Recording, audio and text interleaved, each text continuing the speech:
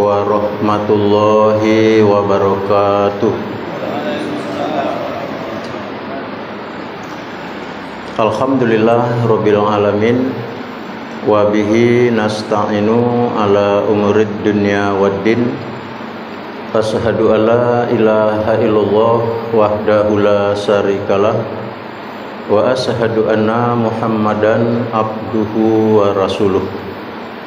Allahumma fasholli wa sallim ala hazan nabil karim wa ala alihi wa sahbihi ajmain.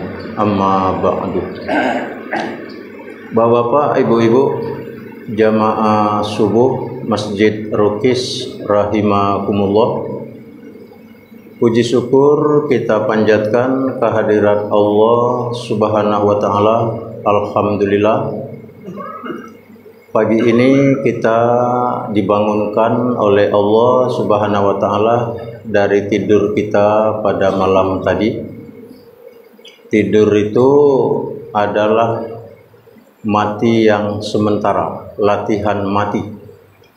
Sekarang kita dihidupkan kembali sehingga bisa beraktivitas, sholat subuh, kemudian dilanjutkan dengan kuliah subuh pada saat ini.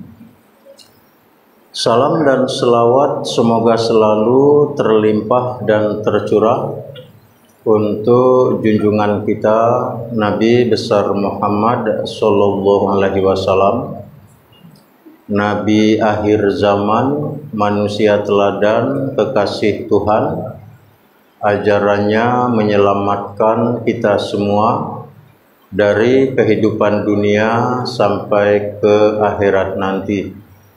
Allahumma sholli ala Muhammad wa ala ali Muhammad.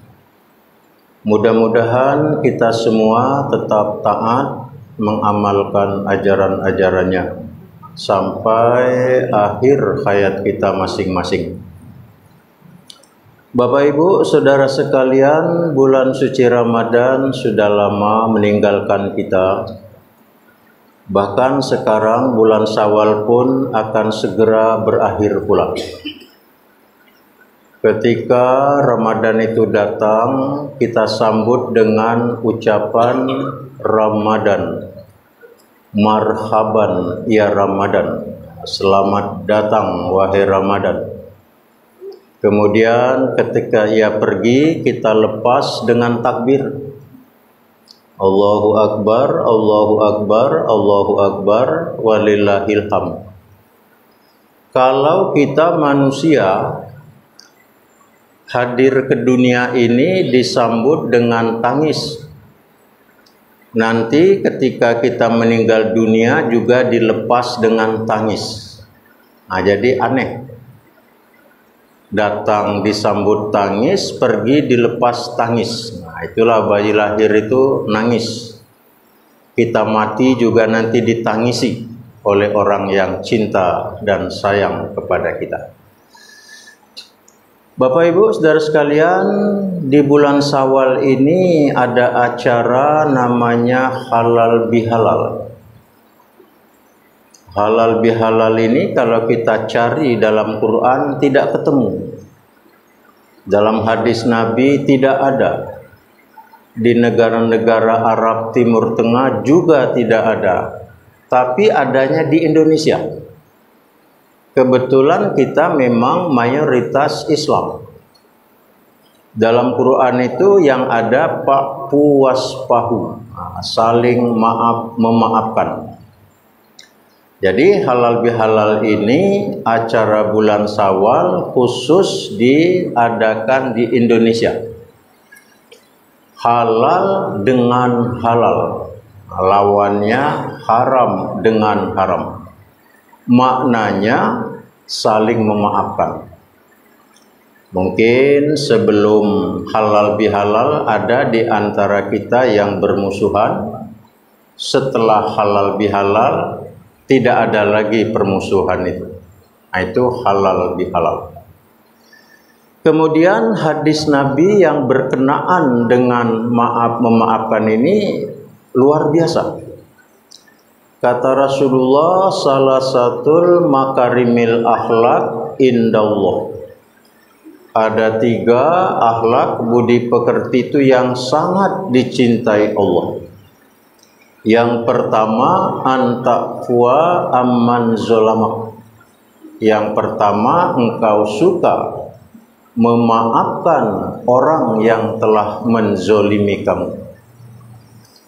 Kalau perbuatan jahat dibalas jahat, biasa.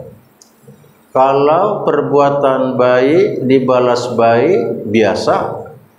Kalau perbuatan jahat dibalas dengan baik, itulah luar biasa. Orang datang marah-marah, kita sambut dengan senyuman. Orang ngajak berkelahi, kita ngajak damai. Hati panas, kepala tetap dingin. Dan Rasulullah, Nabi kita, mencontohkannya. Dalam suatu riwayat, Nabi kita ini duduk di bawah pohon kurma, tertidur lelap, pedang di tangannya lepas, tidak terasa. Dari jauh datang musuh, namanya Daksur. Daksur melihat ada orang tidur di bawah pohon kurma, didekatinya. Lambat-lambat tapi pasti, setelah dekat tahu-tahu Nabi. Oleh Daksur, pedang Nabi diambil, Nabi ditodong. Hei Muhammad, bangun Nabi kita. Kata Daksur, sekarang siapa yang dapat nolong kamu? Allah, kata Nabi kita. Spontan Nabi menjawab, singkat, tepat, padat, tapi akurat. Gemetar Daksur tadi. Pedang di tangannya lepas, diambil oleh Nabi, ditodongkan ke Daksur. Hei Daksur, kata Nabi kita, sekarang siapa pula yang dapat nolong kamu? Kata Daksur, tidak ada seorang pun, kecuali engkau mau memaafkanku. Jadi dia ini pandai berdiplomasi. Kata Nabi Muhammad, saya maafkan, pulanglah kamu. Berat Daksur untuk pulang. Dia mundur ke belakang. Didekatinya Nabi kita, dia ingin masuk Islam dengan sukarela. Oleh Nabi diajarkan baca 2 kalimat syahadat. Asyhadu alla ilaha illallah wa asyhadu anna Muhammadar Rasulullah. Ini salah satu contoh. Banyak contoh-contoh yang lain yang Nabi itu kalau dirinya dihina, Nabi tidak marah. Tapi jangan coba-coba yang dihina itu Allah. Nah itu Nabi angkat senjata. Kalau kita dihina, Pak, Bu, sebenarnya kita ini memang hina. Kita diciptakan dari tanah, hidup di atas tanah, mati ditimbun dalam tanah. Hina kita ini. Awalnya dari air yang hina, akhirnya menjadi bangkai tak berguna. Itulah manusia. Tapi kalau agama yang dihina, kita tidak boleh diam. Kata Buya Hamka, kalau agamamu dihina, engkau diam saja, tukar bajumu dengan kain kafan 3 lapis. Artinya itu eloklah mati ketika kita orang mana. Kalau kita terbalik, kalau kita dihina marah kita, pas agama dihina tenang-tenang saja. Nah, ini terbalik. Jadi kalau kita dihina orang, ya memang kita hina. Apalah artinya kita manusia ini? Nah, ini yang pertama. Kamu memaafkan orang yang telah menzolimi kamu. Minta maaf ini ada ketentuan-ketentuan. Yang pertama diawali dengan niat. Kata Nabi, innamal a'malu binniyat. Setiap perbuatan itu dengan niat. Apalah artinya tangan bergoyang, bibir tersenyum, tapi hati tidak rela. Itu maafnya ya percuma. Minta maaf, tiada maaf bagimu. Minta maaf, tiada maaf bagimu. 3 kali. Ditolaknya terus, kita tidak salah lagi. Kita sudah punya niat baik untuk minta maaf. Katanya, kata Rasulullah dalam hadis itu, khairun nas, sebaik-baik manusia itu kalau salah minta maaf, kalau berdosa bertobat. Ya ayyuhallazina amanu tubu ilallah taubatan nasuha. Wahai orang-orang yang beriman, bertobatlah kepada Allah dengan tobat nasuha. Jadi Islam ini solusi. Bagi yang bersalah disuruh minta maaf, bagi yang berdosa diperintah untuk bertobat. Nah, itulah solusi. Kenapa orang bunuh diri? Orang bunuh diri dia tidak bertemu dengan solusi. Keliling-keliling tidak ada jawaban, dia pikir seorang diri, akhirnya berat, akibatnya dia putus asa, kecewa, akhirnya bunuh diri. Orang tidak ketemu solusi, itulah orang bunuh diri. Yang kedua, kata Rasulullah, akhlak mulia itu engkau suka bersilaturahim kepada orang yang sudah memutuskan silaturahim itu. Silaturahim ini bahasa Arab, tapi sudah jadi bahasa Indonesia. Jadi Arab ini berjasa kepada kita soal bahasa. Hakim itu bahasa Arab. Tanyalah dengan Indonesia nih, orang Jawa, Pak, apa bahasanya hakim bahasa Jawa? Ya hakim itu lah. Adil itu bahasa Arab. Tanyalah dengan orang-orang kita nih, apa bahasa Serawanya adil? Ya adil. Itu bahasa Arab itu. Nah, termasuk silaturahim ini. Bahasa Arab sekarang sudah menjadi bahasa Indonesia. Silaturahim ini terdiri dari dua kata. Silah dan rahim. Silah menyambung, rahim kasih sayang. Asalnya dari Ar-Rahmanir Rahim. Jadi silaturahim itu menyambung tali kasih sayang. Yang putus disambung, yang rusak dibangun, yang jauh didekatkan, yang dingin dihangatkan. Nah, itulah makna silaturahim itu luar biasa. Tapi dalam prakteknya Bapak Ibu, kita kadang-kadang salah kaprah. Kita datang pada saudara kita di sebelah rumah, silaturahim. Kita datang kepada kawan akrab, silaturahim. Sebenarnya keliru itu. Itu kunjungan biasa. Kalau kembali kepada makna silaturahim tadi, berkunjung kepada musuh kita untuk menyambung yang putus tadi. Nah, itu baru benar. Kemana Pak? Anak silaturahim sebelah ini lah. Wah, keliru itu. Tapi kelirunya tidak fatal. Tidak fatal, cuma tidak tepat. Yang betul itu silaturahim itu kita datang ke tempat musuh kita dengan jiwa besar. Datang, minta maaf, berangkulan, udem lah, yang udem itu udem lah, jangan kita bicarakan lagi. Sekarang kita bersaudara. Itu baru benar silaturahim. Menyambung yang putus. Itu silaturahim. Kata Rasul, silaturahim ini luar biasa maknanya, hikmahnya. Yang pertama, memperpanjang umur. Nah, bagaimana ini masalah memperpanjang umur ini? Si A dengan si B ini sudah lama bermusuhan. Tiba-tiba si A dengan niat baik datang silaturahim ke rumah si B. Kebetulan si B menerimanya dengan tangan terbuka. Malam besok rumah si A dimasuki perampok. Tolong, kata si A. Si B tadi karena dia sudah silaturahim berkawan, dia datang menolong, ditangkap perampok itu. Coba andai kata dia belum silaturahim, masih bermusuhan, tolong, kata si B, kata si B tadi, matilah kamu, aku tidak akan nolong. Lah dia bermusuhan. Jadi silaturahim ini luar biasa, memperpanjang umur. Yang kedua, silaturahim ini menambah rezeki. Kebetulan saudara kita panen durian, kita silaturahim, minimal makan sebuah itu gratis itu. Kalau beli ya cicil cuma itu.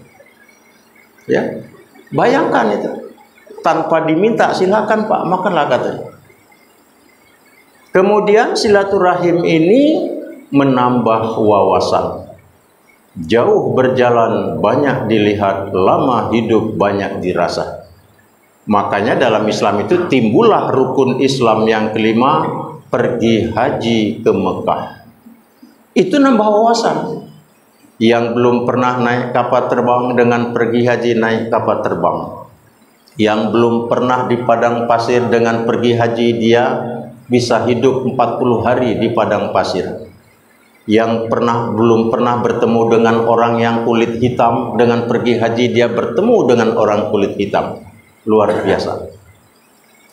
Bapak Ibu Saudara sekalian, kemudian kata Rasulullah yang ketiga, engkau suka memberi kepada orang yang tidak suka memberi kepada kamu. Memang Bapak Ibu dalam hidup ini tidak semua orang bersikap dermawan. Tidak semua orang juga bersikap pelit. Itu namanya kehidupan di dunia. Nah, bagaimana sikap kita orang yang beriman berakhlak mulia? Kata Rasulullah, beri kepada orang yang tidak suka memberi itu. Kalau dia tidak suka memberi, kita juga tidak suka memberi, satu sama itu. Sama-sama cikil. Ya. Makanya kata Rasul, yadul ulia khairum min yadul supla. Tangan di atas lebih mulia dari tangan di bawah. Apa maknanya? Orang yang suka memberi itu derajatnya tinggi dia, mulia.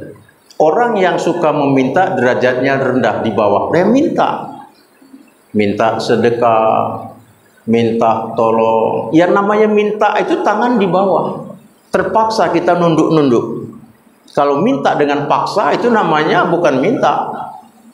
Awas tidak kasih, aku minta. Itu namanya memaksa, penodongan. Kalau minta secara halus kita nunduk. Merendah-rendahkan diri. Woi Pak, aku lah 3 hari tidak makan, tolongnya. Kan hina kita di muka dia. Makanya Islam tidak pernah memerintahkan untuk minta sedekah. Yang ada itu memberi.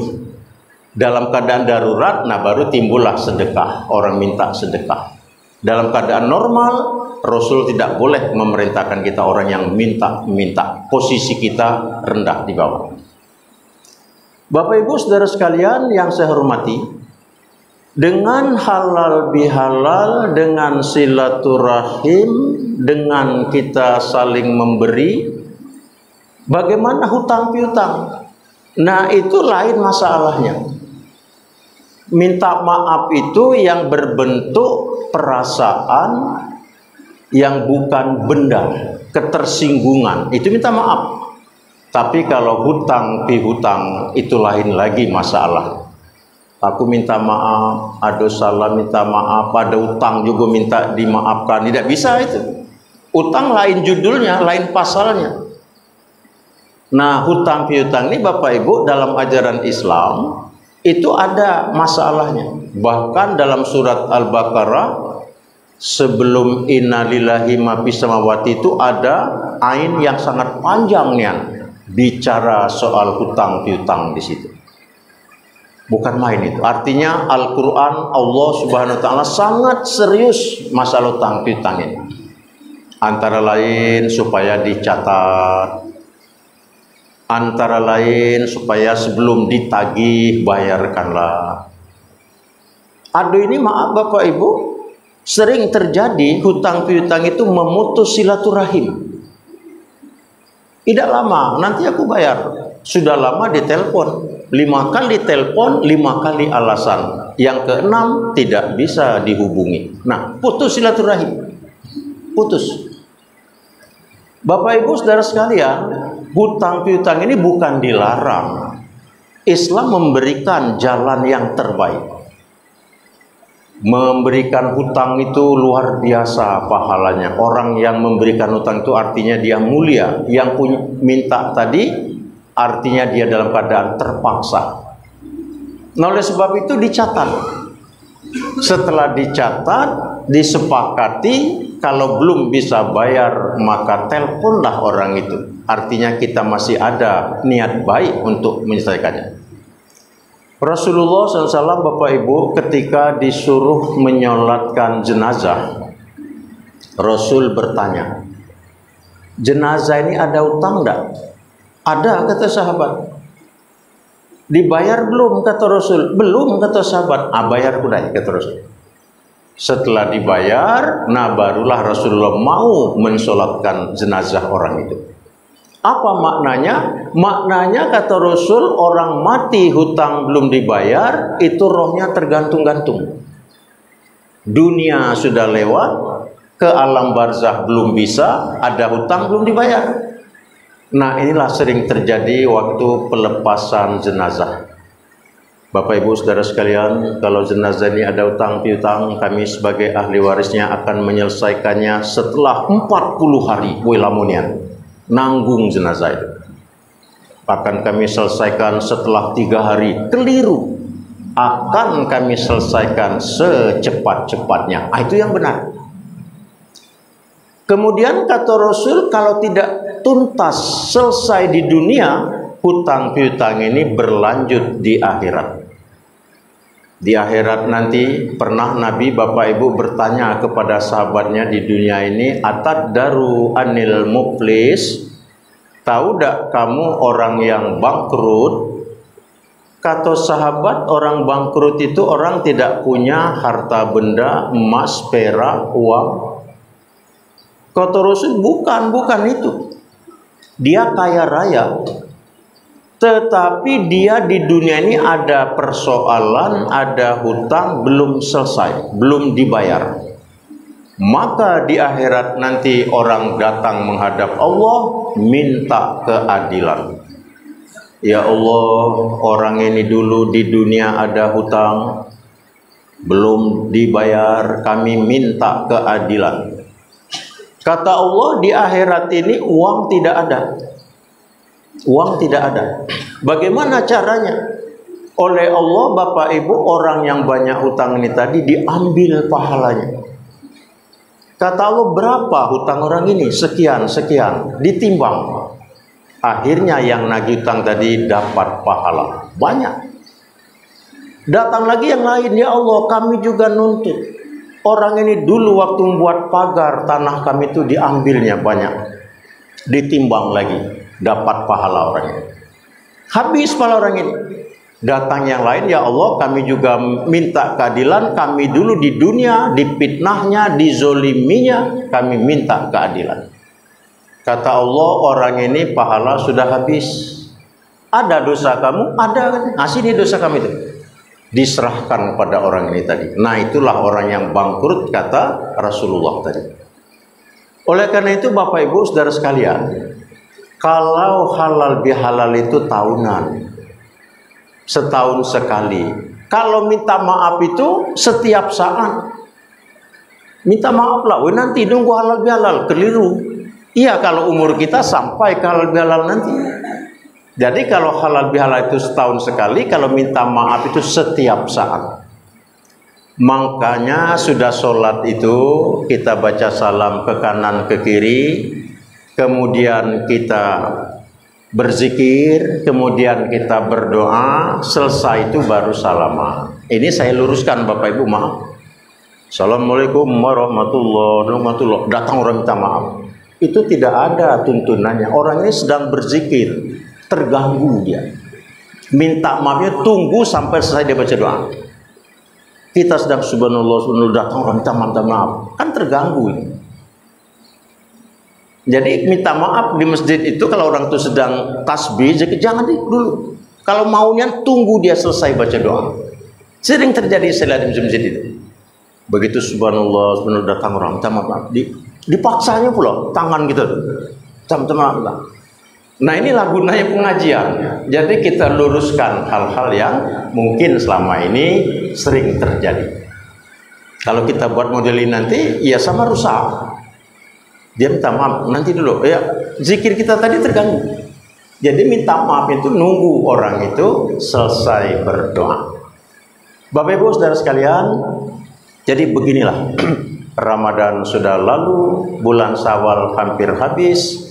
Mudah-mudahan tidak ada lagi di antara kita yang belum minta maaf kalau kita punya salah kepada saudara-saudara kita. Kalau kepada Allah, setiap kita selesai sholat, setiap kita berdoa, selalu kita minta ampun kepada Allah. Nah itulah tobat kepada Allah Subhanahu wa taala. Nah makanya di bulan Syawal ada zakat namanya zakat fitrah, ada hari raya namanya hari raya Idul Fitri.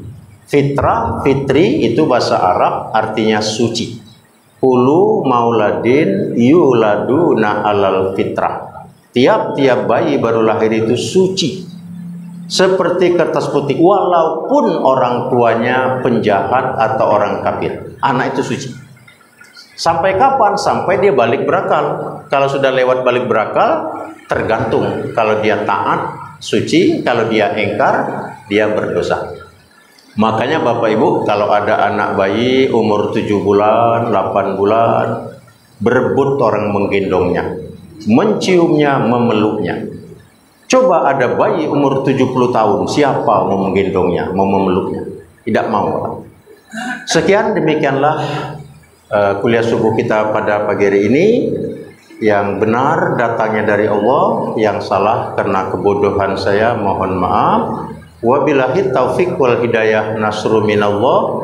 Wassalamualaikum warahmatullahi wabarakatuh.